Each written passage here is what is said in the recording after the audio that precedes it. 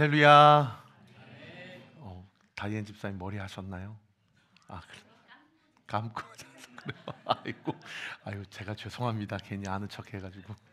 너무 아름다우십니다. 우리 옆 사람에 좀 인사하겠습니다. 주님 안에서 사랑하고 축복합니다. 예. 기도하겠습니다.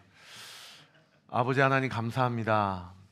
어느새 2월 셋째 주일 예배 주님 앞에 올려드리게 됩니다. 주 안에서 우리를 한 가족으로 묶어주시고 지난 3년 동안 은혜 주신 하나님, 이제 4년 차가 되어서 올 한 해도 우리가 주님 안에서 주님과 함께 걸어 나아가는 이 모든 인생의 여정 가운데 주님께서 시마다 때마다 우리의 필요를 채워주실 것을 믿습니다. 무엇보다 우리에게 진리의 말씀을 들려주시고 우리의 영이 살아날 수 있도록 진리로 먹이시고 입히시고 마시게 해주실 것을 믿습니다. 이 시간 종이 최선을 다해서 말씀을 준비했지만 주 성령께서 이 말씀 시간 가운데 임재하시지 않으신다면 아버지 종의 모든 수고와 노력이 다 수포로 돌아갈 수밖에 없는 사람임을 고백하오니 말씀을 전하는 자의 입술과 마음과 생각을 예수의 보혈로 온전히 덮어주시고 주님의 긍휼과 자비로 힘있게 하여 주옵소서.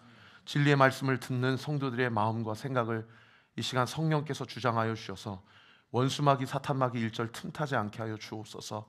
이 자리에는 우리 온리 틴즈 지체들도 있고 우리 키즈 지체들도 있습니다. 그리고 심지어 영아 우리 지체들도 있습니다. 주님, 못 듣는 것 같지만 과연 들을까 싶지만 그러나 이 진리의 말씀이 우리 모든 아이들에게까지도 쉽게 잘 전달되고 또 적확하게 전달될 것을 믿습니다. 이 말씀이 우리 아이들을 살리는 말씀이 되게 하시고 평생에 진리의 말씀을 쫓아 살아나갈 수 있는 지혜와 용기가 부어지는 귀하고 복된 시간이 되게 하여 주옵소서.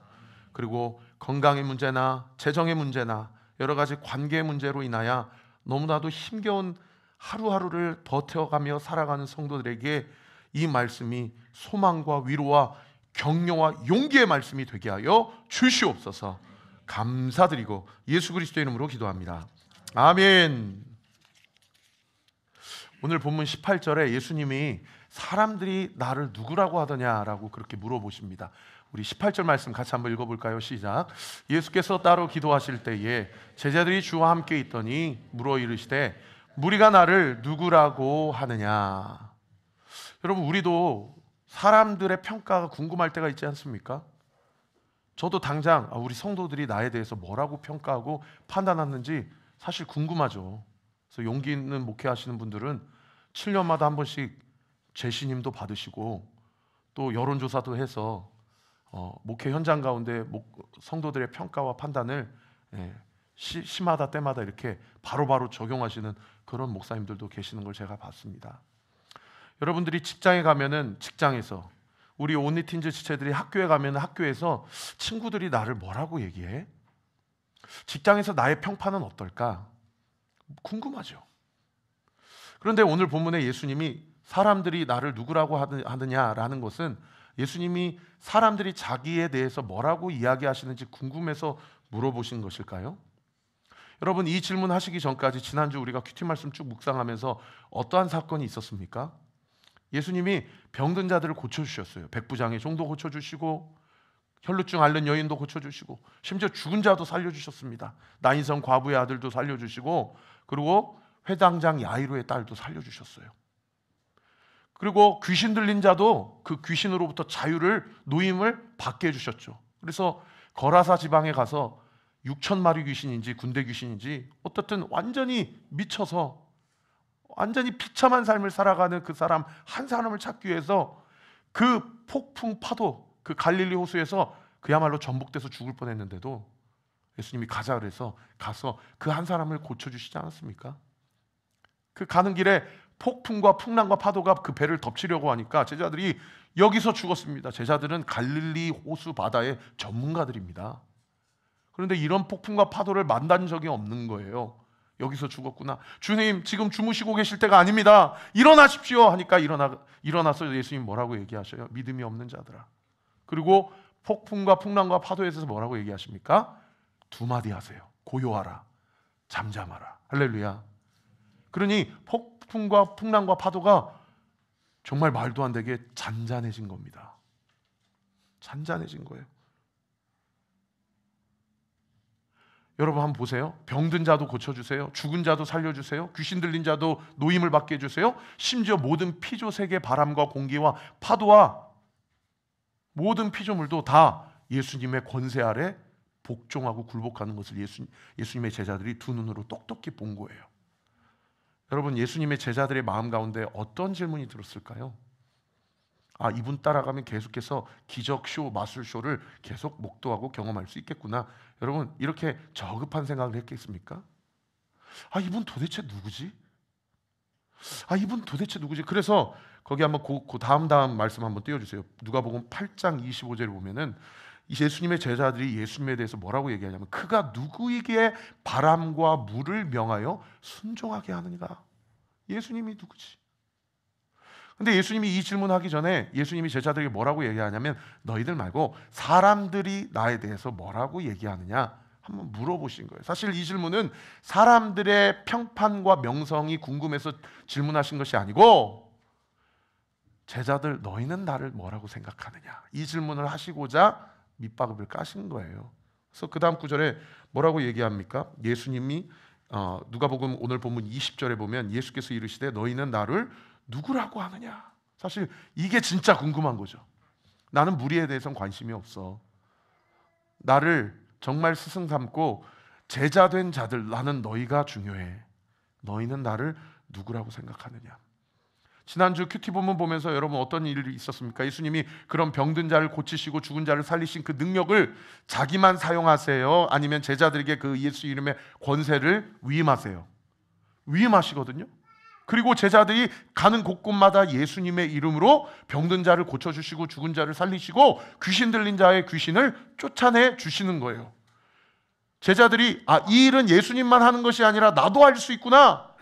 지난주에 누가복음 9장 6절에 뭐라고 기록되어 있습니까? 제자들이 나가 각 마을에 두루 다니며 곳곳에 복음을 전하며 병을 고쳤다. 사실 제자들이 아직 성령 받기 전이거든요. 결정적인 순간에 예수님 배반하고 다 도망가는 사람들인데, 여러분 능력도 경험해 보는 거예요. 여러분 오늘날 교회가 두 종류의 교회가 있어요. 진리는 선포하는데 능력이 안 나타나는 교회. 반대로 진리는 얘기하지 않고 기복신앙 얘기하고 엉뚱한 거 얘기하는데 막 능력이 나타나는 교회. 여러분 둘 중에 둘 다 문제입니다. 우리 온리교회는 바른 복음과 성령의 진리가 선포되고 그에 합당한 기적의 역사가 일어나는 우리 교회가 되기를 정말 예수 그리스도의 이름으로 축원합니다. 우리 안에 병든 자들이 고침받고 태문이 열리고 사업이 열리고 여러분 귀신이 쫓아나가는 놀라운 역사 일어나게 될 것을 예수 그리스도 이름으로 축원합니다. 우리 안에 그 진리와 하나님의 사명을 감당할 수 있는 믿음의 마음판의 자세가 지난주일 말씀처럼 좋은 땅으로 기경이 되고 준비가 되어야 될 줄 믿습니다. 결국 사람들이 나를 누구라고 하느냐 물어보신 것은 이 질문 하시기 위해서인 거예요. 야, 사람들은 상관없고 너는 나를 누구라고 생각하느냐. 오늘 본문의 첫 번째 포인트입니다. 너는 나를 누구라고 생각하느냐. 그럴 때 여러분 유명한 신앙 고백이 여기서 나오죠.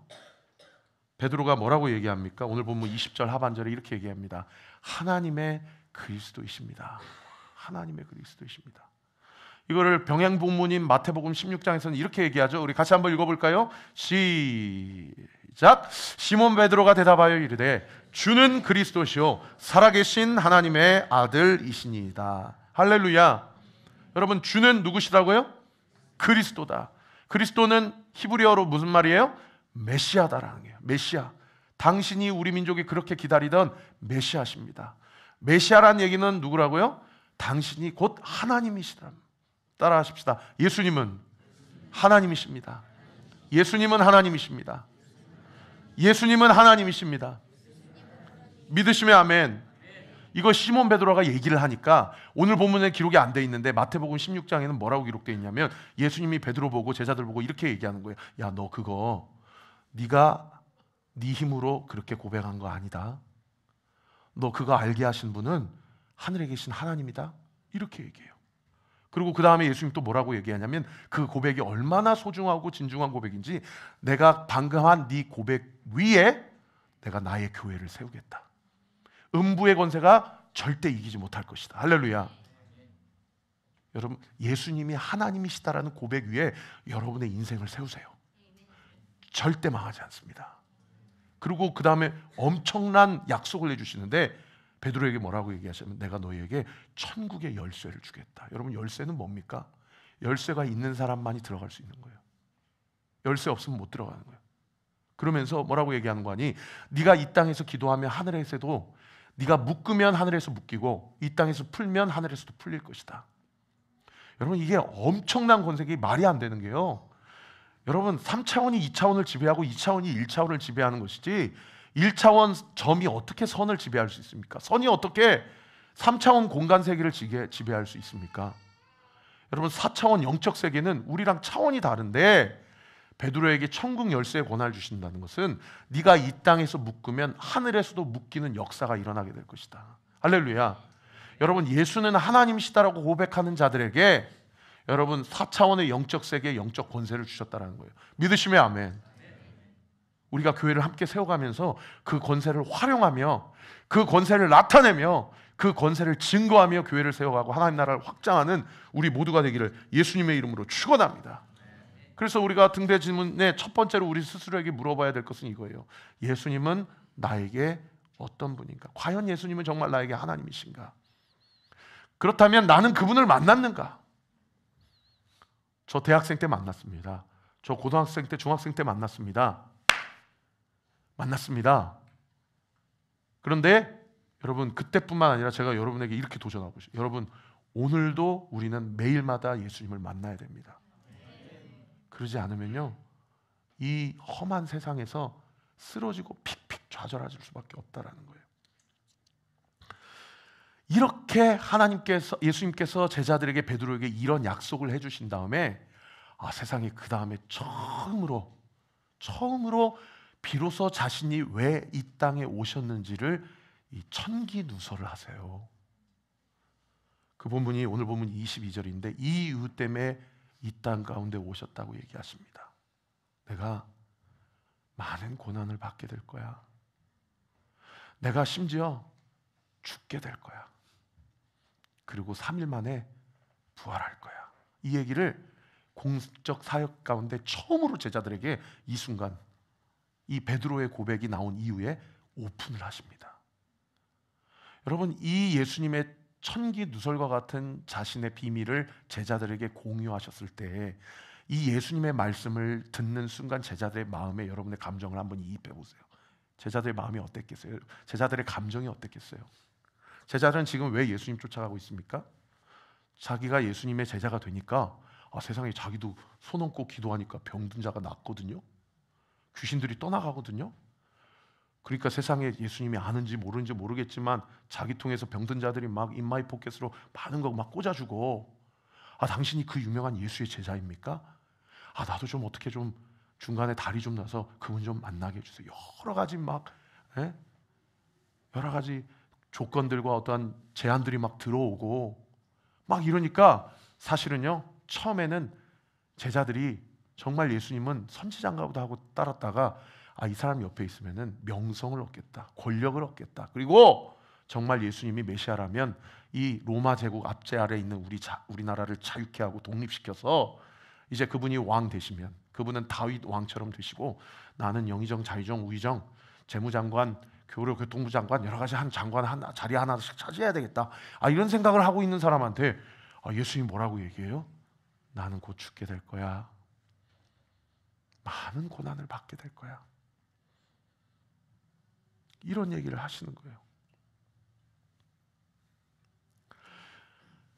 우리는 왜 교회를 다닙니까? 나는 왜 교회에 나옵니까? 우리는 왜 여러 종교 중에 기독교라는 신앙을 선택해서 주님을 하나님이라고 믿고 그렇게 살아갑니까? 여러분, 우리가 어쩌면 나의 어떠한 문제로 인하여 문제 해결을 기대함으로 교회를 나오고 예수님을 하나님이라고 고백한다고 한다면, 우리의 삶 가운데 능력은 나타날 수도 있고 기도응답의 역사는 체험할 수도 있습니다. 그러나 그것이 진정으로 하나님이 나에게 원하시는 그 사명의 길은 아니라는 것이죠. 그러면 어떻게 살아가는 것이 하나님이 진정 나에게 원하시는 길인가? 바로 그 다음 구절에 예수님이 세 가지로 우리에게 이야기해 주고 있습니다. 여러분, 이 말씀 이번 한 주 우리 교회 암송 구절입니다. 여러분, 이 말씀 같이 읽어보십시다. 시작. 또 우리에게 이르시되 아무든지 나를 따라오려거든 자기를 부인하고 날마다 제 십자가를 지고 나를 따를 것이니라. 네가 기적은 경험할 수 있고 기도응답은 체험할 수 있지만 진정으로 나와 함께 너의 인생을 걸어 나아가기 위해서는 세 가지의 삶을 살아가야 된다라고 우리에게 도전하고 있어요. 그 첫 번째가 뭐냐면요, 자기를 부인하는 삶입니다. 오늘 본문 23절 다시 한번 하이라이트 쳐주시면은 아무든지 나를 따라오려거든 자기를 부인해라. 여러분, 저 보세요. 여기 부인하다라는 헬라어 단어가 아르네오마이라는 단어인데요, 이 단어를 사전적으로 직역하면 거절하다, 포기하다라는 의미예요. 여러분, 뭘 거절해야 될까요? 나를 거절해야 됩니다. 여러분, 끊임없이 내 안에서 떠오르는 생각을 거절하십시오. 내 안에서 떠오르는 생각이 말씀과 부합한 생각인지 분별하십시오. 그것이 말씀과 부합하는 생각이라면 취하십시오. 그리고 행동하십시오. 그러나 그것이 아니라고 한다면 여러분, 그것을 내려놓으십시오. 여러분, 무엇을 포기해야 됩니까? 나 자신의 입장과 생각과 소유를 내려놓아야 됩니다. 여러분, 끊임없이 내 안에 나의 어떠함을 챙기려고 하고 나를 주장하려고 하고 내 생각을 관철시키려고 하는 나의 모든 경향성을 여러분, 말씀 앞에 내려놓으십시오. 그러지 않고서는 감히 주님을 따른다고 할 수 없다고 주님이 말씀하십니다. 그런가 하면 두 번째로요, 날마다 자기의 십자가를 지고 살아가야 된다고 이야기하십니다. 같은 본문, 자기를 부인하고 날마다 제 십자가를 져야 한다. 여러분, 십자가는 뭡니까? 여러분, 십자가는 사형 제도입니다. 사실 우리가 액세서리로 많이 끼거나 걸거나 하고 살아가기 때문에 십자가가 고상한 거나 또는 십자가가 괜찮은 이미지로 그렇게 생각이 되기도 하는데요, 이 당시 예수님 시대 때만 해도 십자가는 액세서리는커녕 생각하고 싶지도 않은 이미지예요. 생각하시고 싶지도 않은 이미지. 여러분, 십자가는요, 가장 잔인한 사형 방법이고 가장 수치스러운 사형 방법입니다. 저희 아버지가 교도관이거든요. 저희 우리나라가 94년 이후로 사형제도가 사실상 폐지된 국가인데 그래도 법적으로는 아직 사형제도가 유지되고 있습니다. 그래서 교도소에 가면 교수 형태가 있어요. 거기에 목을 거는 거예요. 여러분, 누가 교수대를 생각하면서 액세서리로 삼습니까? 여러분, 인간이 인류 문명 이래로 여러 가지 사형제도가 있는데 이거는 아니다. 이거는 인권이고 완전히 말살하고 인격 무시하는 사형제도다라고 전문가들이 평가하는 사형제도가 바로 십자가형입니다. 여러분, 차라리 총살이 나요. 고통 없이 죽으니까요. 여러분, 십자가형은요, 그야말로 인간이 죽어가면서 느낄 수 있는 모든 고통과 수치와 아픔과 고난을 몸소 몸몸으로 다 감당하고 죽어가는 그런 사형제도입니다. 그야말로 몸 안에 있는 모든 70%나 되는 수분을 다 몸에서 빼고 이렇게 죽일 바에야 나를 창으로 찌르든지 총으로 쏘든지 나를 좀 죽여주세요라고 그렇게 이야기할 만한 사형제도가 십자가 제도예요. 그리고 그 나무에 걸어놓고 죽이면서 다 홀랑 베껴서 죽입니다. 가장 잔인하지만 가장 수치스러운 방법이죠. 이 로마 제국뿐만 아니라 다른 여러 나라, 바벨론 제국, 이집트 제국, 아수르 제국, 많은 나라에서도 십자가 제도를 시행을 했어요. 그런데 로마 제국에 와서 이 십자가 사형 제도가 완성이 됩니다. 그리고 로마 제국은 이 십자가의 가장 잔인한 방법을 아주 교활하게 잘 사용했던 제국이죠. 여러분, 십자가형을 시행하는 두 가지 이유가 있습니다. 첫 번째, 본보기 삼는 겁니다. 니네들도 이렇게 죄지면 이룰 수 있어. 그래서 십자가형은요, 절대 사람들이 보지 않는 곳에서 시행하지 않습니다. 십자가형은 사람들이 가장 많이 지나다니는 길목이나 광장에 세워버립니다. 왜 그렇게 합니까?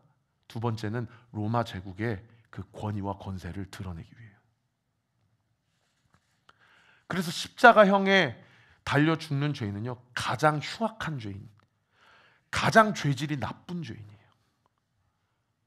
사람 죽이는 것보다 더 죄질이 높은 제도가 오늘날 시대에도요, 이 제도를 뒤집어 엎으려고 하는 내환죄와 외환죄를 오히려 사람 죽이는 살인죄보다도 더 형량을 더 무겁게 치는 이유가, 여러분, 이 십자가형은 우리나라를 반하고 우리 이 제도와 시스템을 반하려고 했다라는 것으로 더 강력하게 처벌하는 것이죠.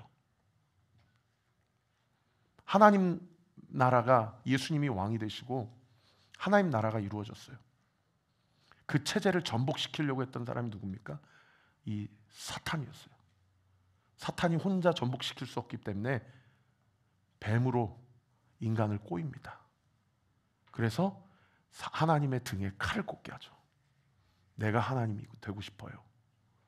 그 사건이 선악과 사건 아닙니까?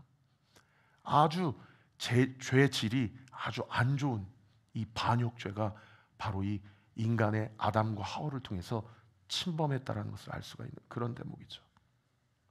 십자가는요, 죄인인 자기 자신이 그 광장이나 길목까지 짊어지고 가야 돼요. 그게 원칙이에요.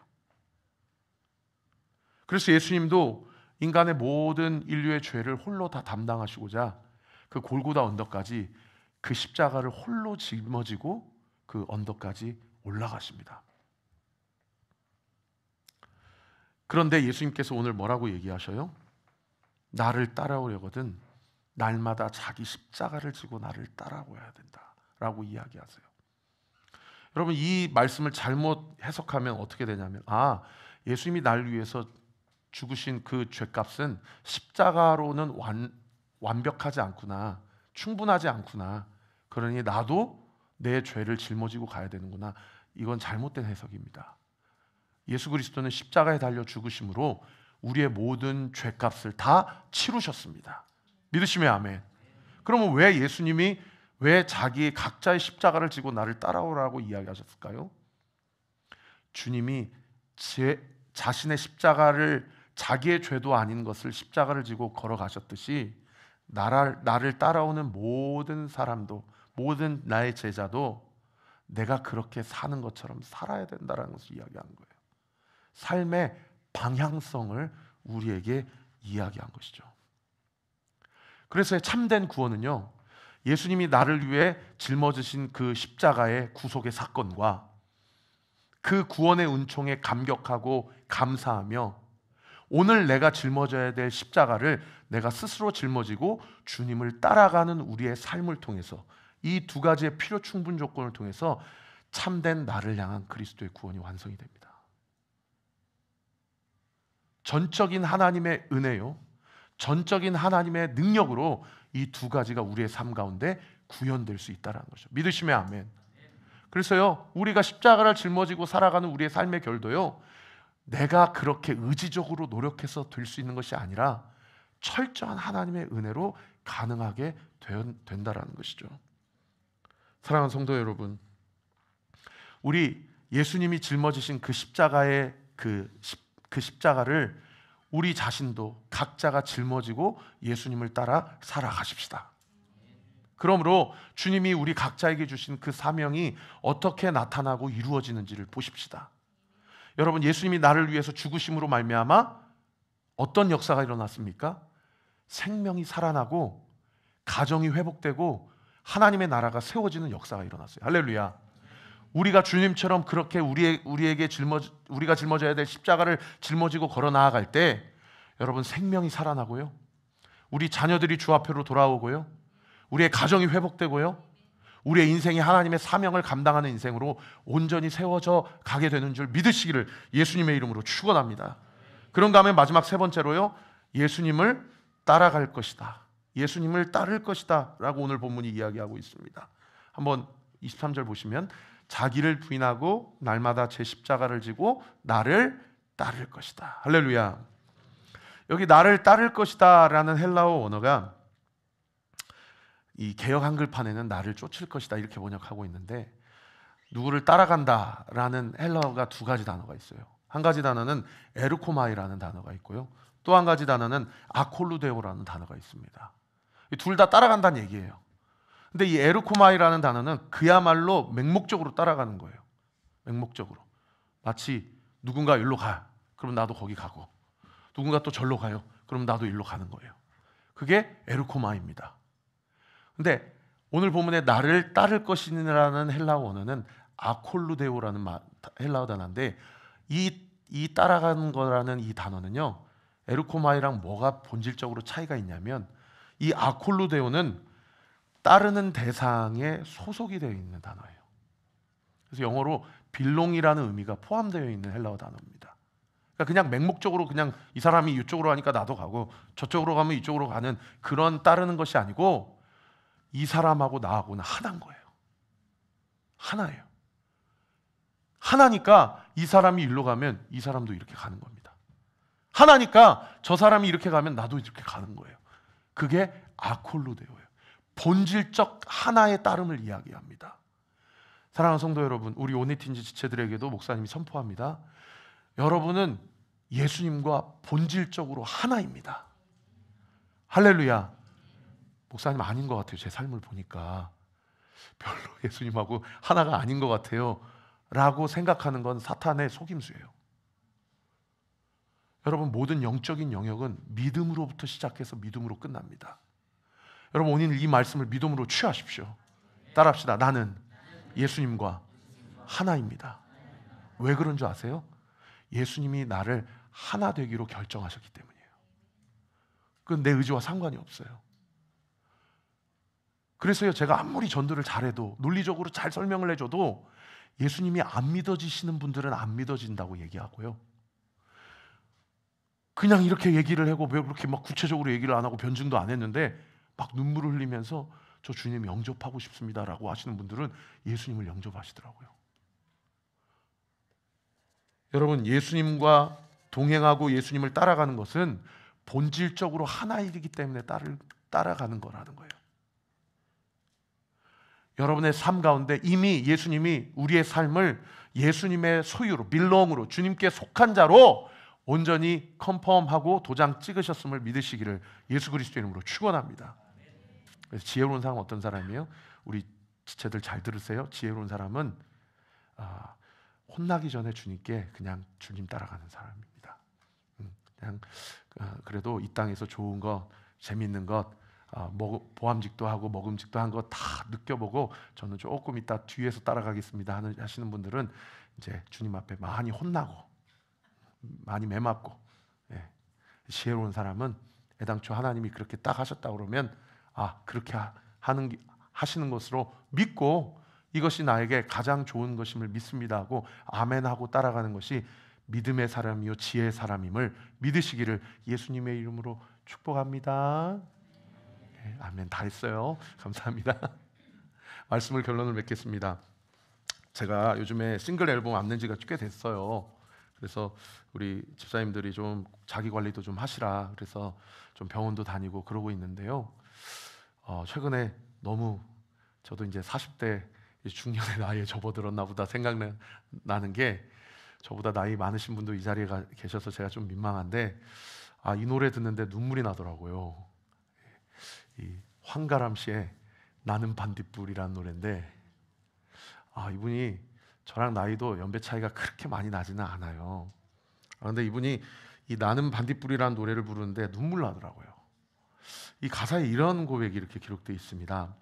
나는 내가 빛나는 별인 줄 알았어요. 한 번도 의심한 적이 없었죠. 몰랐어요. 난 내가 벌레라는 것을. 그래도 괜찮아요. 나는 눈부시니까. 하늘에서 떨어진 별인 줄 알았어요. 소원을 들어주는 작은 별. 그런데 몰랐어요. 나는 내가 개똥벌레라는 것을. 그래도 괜찮아요. 나는 빛날 테니까. 이거를요 거의 뭐 임재범 40대 버전으로 불러주시는데 와, 제가 막 이렇게 감정이 막 이렇게 긁히는 느낌이 나더라고요. 그래서 눈물을 이렇게 한 방울 한 방울 흘렸는데 저랑 나이 차이가 한 두세 살, 세네 살밖에 차이가 안 나세요. 근데 이분이 벌써 데뷔한 지 15년 차 가수예요. 고향이 마산인데 어렸을 때 태권도 선수 하시다가 이 뼈가 내동당이 나가지고 1년 넘게 다리 깁스를 하셨더라고요. 그래서 나는 태권도로는 먹고 살기 힘들겠다. 그리고 교회에서 찬양이 그렇게 좋아서 누나들하고 같이 찬양하다가 불현듯 내가 음악을 한번 해볼까? 라고 해서 짐 싸들고 그냥 저 같은 경우는 그래도 학교가 합격해서 왔거든요. 그래서 고시원에서 살았는데 이분은 뭐 학교 합격한 것도 아니고 그냥 음악 이꼴 홍대라는 생각 하나만 가지고 그냥 한 200만 원 들고 와가지고 홍대에서 많은 뮤지션들도 만나고 버스킹도 하고 또 음악도 한번 배우고 막 그러면서 그렇게 사셨더라고요. 그래서 세상에 한 5개월 이상을 그야말로 이 노숙 생활을 하신 거예요. 홍대에서. 제가 올인해서 노숙자 사역을 좀 했었거든요. 이 노숙자들은요, 이 오늘과 같은 이렇게 요즘과 같은 추운 날에는요, 옷을 엄청 겹겹이 입어요. 겹겹이 입어요. 추우니까.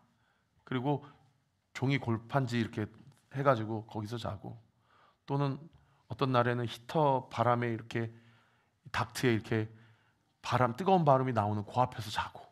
그러다 보니까 여러분 위생이 어떻겠습니까? 이 노숙자들을 제가 한 번씩 안아드린 적이 있었는데, 와, 그 몸에서 나는 그 악취는요 상상을 초월해요. 정말 한 번도 살아보면서 맡아보지 못한 냄새예요. 이분도 그렇게 한 5개월 이상 사니까요 몸에 피부병이 난 거예요. 옴이 난 거예요. 그래가지고 피부가 다 드러나고 그러한 일들이 일어난 거죠. 그러다가 뭐 찜질방 알바도 하고 전단지 알바, 노숙생활, 호떡 장사 안 해본 게 없더라고요. 그래서 순간순간 그렇게 힘들 때마다 자기 안에서 어떤 생각이 들었냐면 지금이라도 그만둬야 되겠다. 내가 왜 음악하고 있지? 내가 왜 다시 우리 어머니 아버지 집 놔두고 여기 와서 이 생각하고 있지?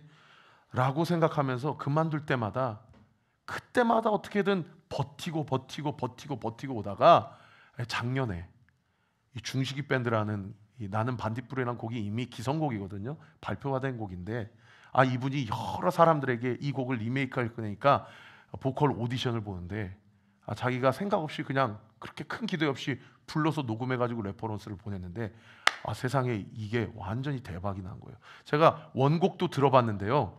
이 황가람 씨 톤이 이게 울림이 있더라고요. 그래가지고 세상에 빌보드 차트 9위까지 올랐더라고요. 완전 인생 역전이 되고 불후의 명곡에도 김광식 노래를 그렇게 리메이크할 정도로 완전히 핫하게 뜬 거예요.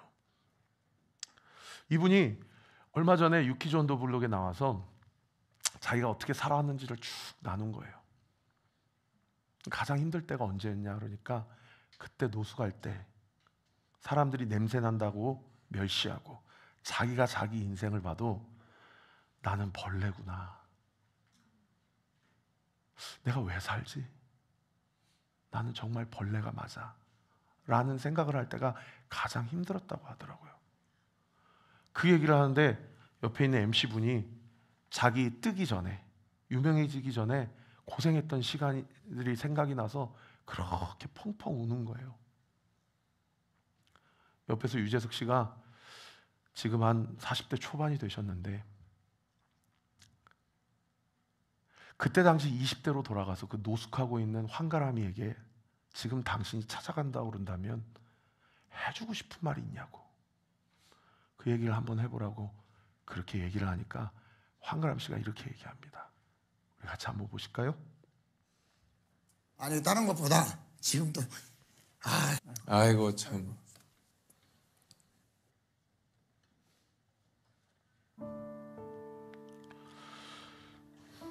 제가 기사를 좀 검색해봤어요. 도대체 이 곡이 왜 이렇게 많은 사람들에게 위로를 주고 기성곡을 리메이크한 곡인데도 빌보드 차트에까지 오르고 많은 사람을 살려 위로를 받았다라고 그렇게 평가를 받을까라고 한번 검색해 보니까 대충 기사의 내용이나 댓글의 내용을 정리해 보면 이거예요.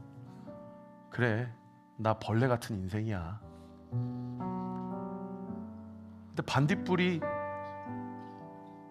학문적으로는 개똥벌레잖아요. 그래도 내 몸에서 빛이 나니까 괜찮아. 빛이 나니까. 그게 위로가 됐다는 거예요. 그게 사람들이 위로받는 포인트더라고요. 아, 그래서 나도 눈물이 났나 보다. 저도 큰 교회 정리하고 교회 개척하면서 진짜 힘들었거든요. 그때마다 하나님이 큰 교회에서 만난 성도들 만나게 해주시고 또 알지도 못하는 분이 오셔가지고 도와주시고, 그래서 한 3년을 잘 버텨온 것 같아요. 아, 근데 말씀에, 이사야 말씀, 구약 말씀에 이런 말씀이 있어요. 이스라엘에 대해서 뭐라고 얘기하냐면 이 버러지 같은 놈아.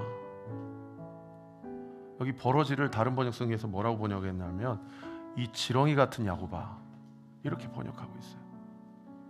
또 다른 번역 성경에는 이 구더기 같은 야곱아, 또 다른 번역 성경에는 벌레 같은 이스라엘아, 이렇게 번역하고 있어요. 그러니까 말씀에도 하나님을 믿는 사람들에 대해서 구더기다, 지렁이다, 벌레다 이야기하는구나. 구약에서는 이렇게 얘기하는데 신약에서는 예수님이 뭐라고 얘기하시냐면 요한복음 8장에 이렇게 얘기합니다. 나는 세상의 빛이다. 그리고 마태복음 5장에서는 급기야 뭐라고 얘기하시냐면 너도 세상의 빛이다 라고 얘기하세요. 구약에서는 벌레 같은 놈아, 구더기 같은 놈아 그래 놓고서는 신약에 와서는 빛이다고 얘기하시는 거예요. 빛이다. 여러분, 지난주일 말씀 기억나십니까? 예수님이 씨를 뿌리세요. 그 씨를 제가 뭐라고 설교했습니까? 하나님의 말씀이라고 설교했죠. 그 씨 뿌리는 자의 비유, 그 다음 지난주 월요일 말씀에 등불 비유예요. 그러면서 예수님 뭐라고 얘기냐면 누구든지 등불을 켜면 등경 위에 든다. 그 등불이 무엇이라고 제가 지난주 월요일 날 설교했습니까? 말씀이라고 설교했어요. 여러분, 씨와 빛은 말씀이에요. 할렐루야. 근데 그 씨와 빛이 그야말로 씨로서, 빛으로서 그 기능을 온전히 감당하게 될 때는 언제냐면 말씀을 듣고 깨닫고 순종했을 때예요. 말씀을 듣고 깨닫기는 하지만 순종하지 못하면 그 씨앗은 결코 열매를 맺을 수 없고 그 빛은 결코 그 빛을 발할 수가 없다라는 거죠. 그러면 우리가 그 씨, 그 불을 우리의 인생 가운데 받았는데 우리가 살아갈 때에 세상 사람들은 벌레 같은 인생인 것 같아요. 근데 괜찮아요. 저한테는 몸에서 빛이 나니까요. 그걸로 위로를 받는데요. 근데 하나님은 우리에게 뭐라고 얘기하시냐면 너는 더 이상 벌레가 아니야. 그건 옛 언약이야. 너는 너 자체가 빛이야. 왜? 내가 빛이기 때문이야. 너하고 나는 하나로 연결되어 있어. 근데 황가람 씨의 이 고백은 위로가 되더라고요. 가치 있는 일일수록 시간이 오래 걸린다. 아, 그래서 예수님이 2000년 전에 내가 속히 오마 얘기하시고는 아직까지도 안 오시나? 한 생명이 너무 가치가 있으니까. 그래서 예수님이 거짓말쟁인가 시험이 들 정도로 영혼 구원하는 일이 그렇게 가치 있어서 지금까지도 더디 오시고 안 오시는 거 아닌가? 여러분, 우리가 정말 가치 있는 일을 하기 위해서는요, 우리 자신을 부인해야 됩니다. 우리에게 주신 십자가를 지고 예수님을 또 쫓아가야 됩니다. 그리고 주님이 그렇게 사셨던 것처럼 우리도 살아가야 됩니다. 더딜수록, 가치 있는 일일수록 우리가 그렇게 더 믿음을 가지고 살아갈 때 여러분, 요한계시록 21장에 어떤 약속이 기록되어 있습니까? 우리 두 눈에 흐르는 모든 눈물을 다 닦아주시는 그날이 올 것이다. 우리 그렇게 더딜수록 끝까지, 황가람 씨가 끝까지 버텨서 빛을 보았던 것처럼 끝까지 나에게 주어진 그 사명의 길을 나의 방법, 세상의 방법이 아닌 예수님의 오늘 이 세 가지의 방법대로 지켜 살아갈 때에 반드시 그 씨앗이 복음의 열매, 성령의 열매로 열매 맺히고 그 등불이 등경 위에서 밝히 빛을 비추는 우리 온리교회 모든 성도들의 삶이 되시기를 우리 구주 예수 그리스도 이름으로 축원합니다. 우리 주신 말씀 기억하면서 함께 찬양하기 원하는데, 이 곡 쓰신 정신호 목사님이 저하고 신대원 동기거든요. 제가 형님 하면서 같이 수업 듣고 그랬는데, 제가 늘 이분한테 부러운 게 한 가지 있어요. 이분이 원래 체육 특기생이셨는데 이분도 황가람 씨랑 비슷하게 몸이 안 좋으셔서 찬양 사역자로, 음악 사역자로 전향하신 분인데, 이분이 참 곡을 잘 쓰세요. 이 멜로디 라인을 참 잘 찾으세요.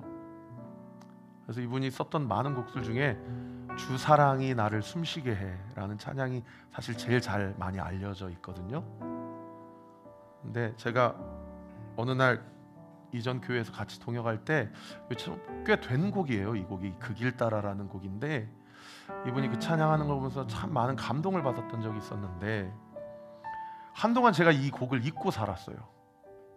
그러다가 어제 정말 오랜만에 이 곡을 듣는데 말씀을 준비하면서 너무 많이 눈물이 나는 거예요. 아까 그 9장 24절 말씀인가요? 나를 따를 것이다. 나를 따를 것이다. 하나가 되어서 그 인생의 고백을 하신 그 형님의 어떤 삶이 생각이 나서, 혹시 잘 아시면 같이 따라 하시고 모르시면 한번 가사를 묵상해 보시기 바랍니다.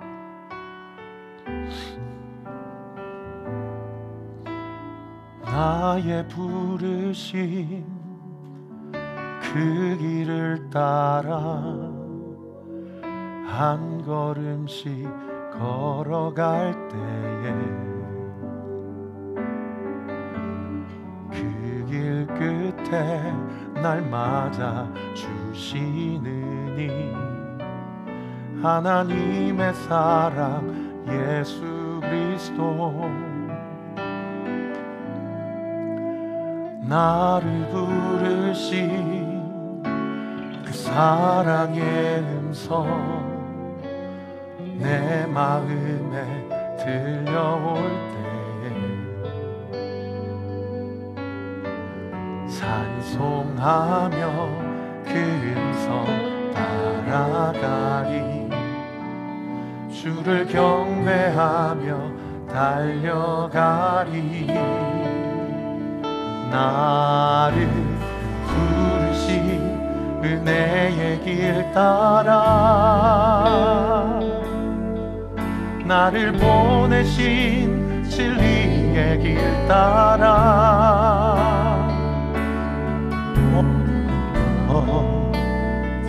이면의 삶을 주를 예배하며 나아가리 나를 부르신 은혜의 길 따라 나를 보내신 진리의 길 따라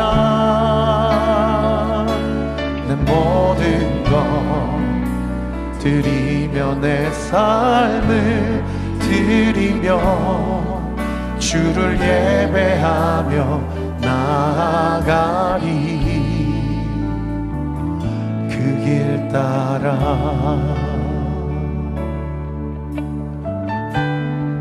나의 부르심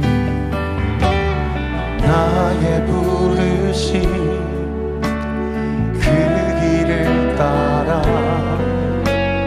한 걸음씩 걸어갈 때에 그 길 끝에 날 맞아 주시느니 하나님의 사랑 예수 그리스도 나를 부르신 그 사랑의 음성 내 마음에 들려올 때에 찬송하며 그 음성 따라가리 주를 경배하며 달려가리 나를 부르신 은혜의 길 따라 나를 보내신 진리의 길 따라 내 모든 것 드리며 내 삶을 드리며 주를 예배하며 나아가리 나를 부르신 은혜의 길 따라 나를 보내신 진리의 길 따라 내 모든 것 드리며 내 삶을 드리며 주를 예배하며 나아가리 그 길 따라 우리 한 번 더 고백합시다. 나를 부르신 은혜의 길 따라 나를 보내신 진리의 길 따라 내 모든 것 드리며 내 삶을 드리며 주를 예배하며 나아가리 나를 부르신 은혜의 길 따라 나를 보내신 진리의 길 따라 내 모든 것 드리며 내 삶을 드리며 주를 예배하며 나아가리 그 길 따라 우리 두 손을 높이 들고 나를 부르신 은혜의 길 따라 나를 보내신 진리의 길 따라 내 모든 것 드리며 내 삶을 드리며 주를 예배하며 나아가리 나를 부르신 은혜의 길 따라 나를 보내신 진리의 길 따라 내 모든 것 드리며 내 삶을 드리며 주를 예배하며 나아가리 그 길 따라 우리 같이 한번 기도합시다. 하나님 주님이 나에게 허락하신 그 길을 가라 할 때에 성령 하나님 우리와 함께하여 주시고 내가 나를 부인할 수 있도록 내가 나에게 주어진 십자가를 짊어매고 갈 수 있도록 또 주님만 온전히 쫓아갈 수 있도록 주님 나와 함께하여 주시옵소서. 주님이 나와 함께 하신다라는 것 주님이 나와 하나이라는 이 말씀을 믿음으로 취하게 하여 주옵소서. 믿음으로 취하고 우리를 부인하며 오직 예수 그리스도의 하실 일만 온전히 드러내는 나의 모든 삶 우리 온리교의 모든 사역 되게 하여 주시옵소서. 우리 하실 수 있으면 두 손을 높이 들고 우리 주여 세 번 부르짖고 기도합니다. 주여 주여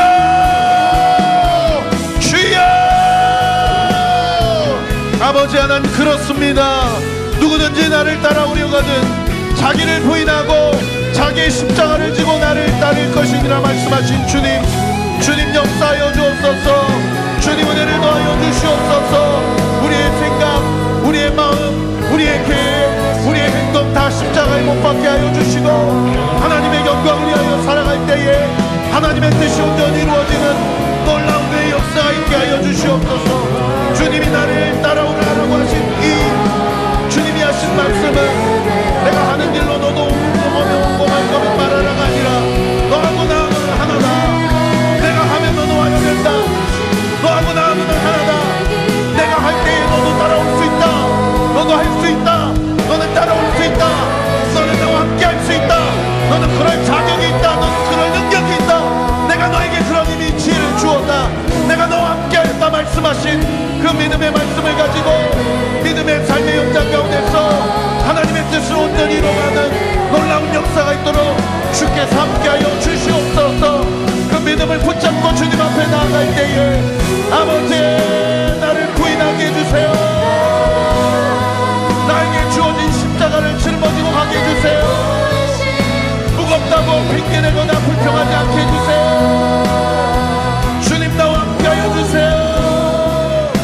하나님의 뜻과 계획과 섭리를 온전히 이루며 주님 앞에 나아가는 놀라운 내 역사가 있도록 주께서 함께 하시고 주님 인도하여 주시옵소서. 그 믿음 가지고 나아갈 때에 반드시 우리의 삶을 통해서 주님께서 주님의 사명과 하나님의 비전을 온전히 이루어 가실 것을 믿습니다.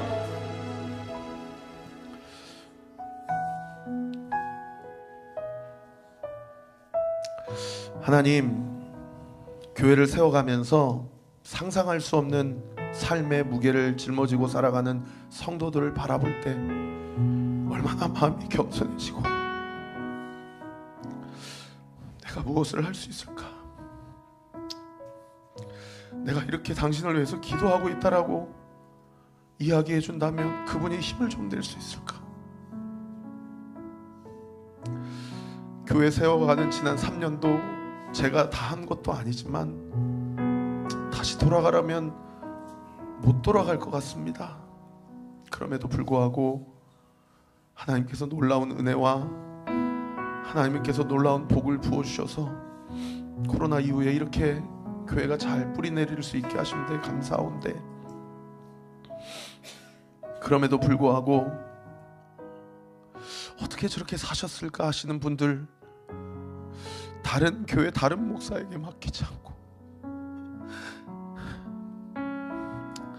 우리 교회 보내주시고 우리가 그리스도 안에서 한 가족이 되게 해주셔서 주님 감사와 영광을 올려드립니다. 세상 사람들도 자신의 삶을 보면 난 참 벌레 같다 라고 생각하면서도 그래도 여기저기서 빛이 나니까 괜찮다라고 위로하면서 그것이 세상의 빌보드 차트까지 올랐다고 하는데, 너는 더 이상 벌레가 아니야. 너는 내가 빛이고 내가 너를 빛으로 삼았으니 너희는 벌레가 아닌 빛 그 자체야. 너는 나를 따라올 수 있어. 왜냐하면 너하고 나하고는 하나이기 때문이야. 내가 너에게 이미 그런 지혜를 주었어. 네가 나를 따라올 수 있도록 내가 너에게 용기를 주었어. 내가 너에게 건강을 주었고, 내가 너에게 버텨낼 수 있는 힘을 주었고, 내가 너에게 너를 위해 기도할 수 있는 믿음의 기도의 동역자들을 붙여주었어. 너는 반드시 나를 따를 수 있어. 너하고 나하고는 하나니까. 네가 그렇게 잘 버텨내고 따라오면 반드시 내가 이길 끝에 너의 모든 눈물을 닦아줄 거야. 나는 지금도 너와 함께 있고 나는 앞으로도 너를 떠나지 않을 거야. 오늘도 이 말씀을 통해서 자기 부인이 되지 않는 우리네 삶 가운데 자기 부인을 가능케 하시고, 우리에게 주어진 십자가를 짊어지기 어려운 이 시국 가운데 우리에게 각자 주어주신 그 십자가를 지게 하시고 예수님을 온전히 따를 수 있도록 우리 가운데 함께 해주심에 감사와 영광 올려드립니다. 예수님이 너는 나를 누구라고 이야기할 수 있니라고 물어보실 때 주님은 저에게 이런 분이십니다. 그렇게 고백하고 그 신앙의 고백대로 우리에게 천국 열쇠를 주셔서 우리가 그저 방어적으로 살아가는 인생이 아니라 공격적으로 살아가고 능동적으로 살아가고 준치적으로 살아감으로써 우리가 각오해야 될 것을 각오하고 주님을 온전히 따라 나아갈 때에 아버지, 우리 교회 가운데 우리 각자의 인생과 우리의 가정 가운데 어떤 역사가 나타나고 일어나는지를 믿음의 눈으로 보게 하여 주시옵소서. 그렇게 보게 하여 주옵소서. 주의 영광을 목도하게 하여 주옵소서. 이 시간 예수의 이름으로 명하노니 우리 사랑하는 성도들 가운데 낙심하여 있고 눌려 있고 지쳐 있는 성도들이 있다면 이 시간 살아계신 예수 그리스도의 이름으로 명하노니 성령만이 공급하실 수 있는 하늘의 지혜와 용기와 힘이 이 시간 예수의 이름으로 우리 사랑하는 성도들에게 공급될 지어다. 공급될 지어다. 공급되게 될 지어다. 태문을 놓고 기도하는 성도들이 있습니다. 이 시간 예수의 이름으로 명하노니 태문은 열릴 지어다. 열릴 지어다. 열릴 지어다. 육아 가운데 너무나도 힘겨워하는 우리 젊은 세대 엄마가 있습니다. 우리 사랑하는 젊은 세대 엄마들, 우리 30, 40대 엄마들, 예수의 이름으로 명하노니 주께서 맡겨주신 그 자녀 내가 아니고선 누군가에게 보낼 수 없어. 하나님이 나에게 주신 귀한 생명임을 믿고 그 육아 현장 가운데서 버텨내고 예수의 이름으로 명하노니 이겨내고 잘 감당하게 될 지어다. 그렇게 될 지어다. 그렇게 될 지어다. 직장 생활 가운데 먹고 사는 문제로 하루하루 너무나도 어렵고 스트레스 받는 가운데 오늘 닫아야 될지 내일 닫아야 될지 너무나도 낙심과 큰 우울감에 있는 성도들이 있습니까? 이 시간 예수 이름으로 명하노니 하늘의 지혜와 시대를 흐름을 읽어가는 영적인 분별력, 통찰력이 우리 사랑하는 성도들, 특별히 직장생활과 사업을 하는 모든 성도들에게 부어지게 될 주여다. 부어질 주여다. 부어지게 될 주여다. 그 사명을 감당함으로써 내가 결코 벌레가 아니요 이제는 내가 빛이다. 하나님의 빛을 발하는 사명을 온전히 감당하겠노라고. 가치 있는 일은 응답이 더딘 것이지만 그러나 아예 응답이 없음은 아님을 믿고 주와 동행하며 하나님의 영광을 온전히 드러내는 놀라운 은혜의 역사 있게 하여 주시옵소서. 그렇게 일하시고 함께 하실 주님께 모든 영광과 찬양 올려드리옵고 살아계신 우리 구주 예수 그리스도의 이름으로 기도하옵나이다. 아멘. 우리 주님께 영광과 감사의 박수 올려드립시다. 주님, 우리에게 지혜 주실 줄 믿습니다. 주님, 우리에게 힘 주실 줄 믿습니다. 주님, 우리에게 이미 천국의 열쇠를 주신 줄 믿습니다. 이 열쇠를 가지고 묶으면 묶이고 풀면 풀리는 역사가 이번 한 주 가운데 나타나고 드러나게 하여 주시옵소서. 할렐루야, 할렐루야, 할렐루야. 아멘. 우리 다 같이 자리에서 일어나셔서 신앙 고백하고 공동체 고백하고 축도함으로 예배를 마치겠습니다. 시작. 주님은 빛이십니다. 저희도 어두운 세상에 빛이 되게 하소서. 사회와 교회에 한 줄기 빛을 비추는 공동체 되게 하소서.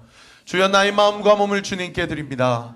나에게 주어진 것이 내 것이 아님을 깨닫게 하시고 헌신하여 이 땅에 하나님 나라를 이루게 하소서.